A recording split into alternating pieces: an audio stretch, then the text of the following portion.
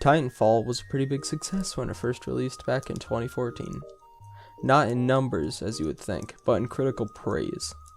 Titanfall got 8s and 9s when it first released, and even the people that might give it a 6 or 7 would most likely say that this game is very promising. Like if a sequel came and touched up some of the problems, then it would submit itself into legendary status, up there competing with the big boys like Call of Duty and Battlefield. Turns out the big boys didn't want to play fair, which might have led to the Titanfall of the Titanfall franchise. But we'll get to that in a minute. The first Titanfall definitely did have its problems, like how it released with a small amount of content, but because of the breath of fresh air that this game provided, everyone was foaming at the mouth for Titanfall 2. Titanfall supposedly has sold 10 million copies now, and at release it sold 700,000 copies, so it was still a mild success in sales, even if it wasn't as big as most AAA games' sales. In early 2015 they finally announced Titanfall 2, and everyone was pretty excited, but a little skeptical, hoping it wouldn't be the same as Titanfall, with maybe a couple bells and whistles to make it technically different. Like most games and movies though, more was revealed as the release date of October 28th, 2016 got closer and closer, showing off more content, more polish, and just more work than the last game. Finally, we got it, and everyone's skepticism was vanquished, as it improved on basically everything that was wrong with the first game. In the first game, there was only multiplayer, there was no single player. In Titanfall 2, they added a single play story, which I will add I have heard is pretty good, but I haven't personally gotten around to. You couldn't really customize your character in multiplayer in the first, but guess what? In the second, they add a huge amount of customization to the character you had. This would also include abilities, as another complaint for the first was there wasn't really any ability customization.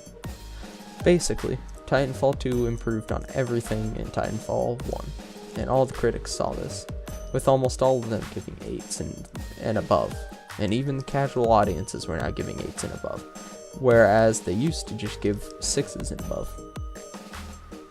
The Titanfall franchise was heading in the right direction, and they were actually listening to their audiences and fixing issues and adding new things that people wanted.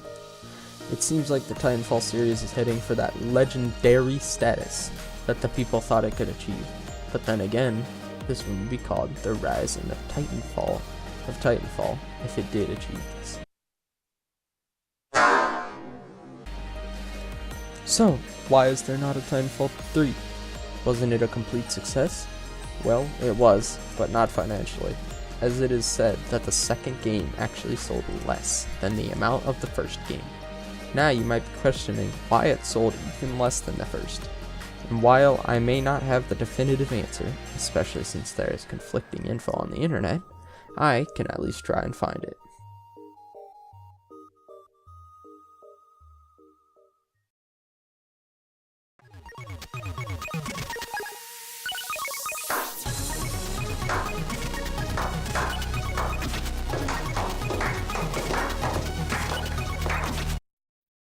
Titanfall 2 was met with critical success, but not financial success. And while there might be multiple reasons as to why, there is one big mishap that most of the internet thinks is the reason as to why, and I honestly can totally see it being the main reason. Remember how Titanfall 2 was released in October 28th of 2016? Well, Battlefield 1 was released on October 21st, and Call of Duty Infinite Warfare was released on November 4th. That's right, Titanfall 2 was released sandwiched right in between two huge juggernauts. The big boys, as I'd like to call them. This means that the Titanfall series went up against the big boys before it was even ready for that. I mean, even I got Battlefield 1 before I even thought about getting Titanfall 2, and I loved the first game, so I was pretty excited for Titanfall 2. It just got forgotten by some mass audiences because of the terrible launch window it had. Now, it is 2 years later and still no info about Titanfall 3. This is where it does get a little confusing as to whether this was the fall, or if they might pick themselves back up and release the third game in a better launch window with even better improvements on Titanfall 2. The devs of Titanfall sound very enthusiastic about making a third game, but they haven't said whether or not they really are working on the third Titanfall.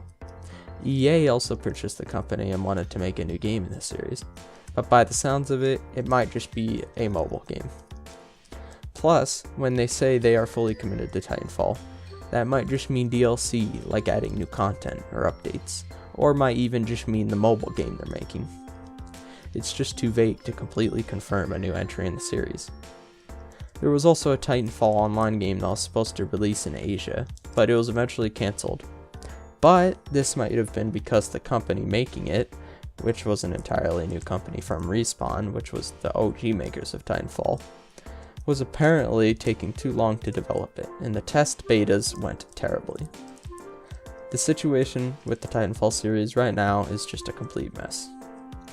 There's just too much conflicting info to definitively say whether or not the Titanfall series is doomed, or if it will make a triumphant comeback. But, even if it did make a comeback, how many people would still be interested? I've heard some people are starting to move on because they are getting tired of the wait for the next game, and they said this on the forums of Titanfall. So, if it did come back, would it even matter by now?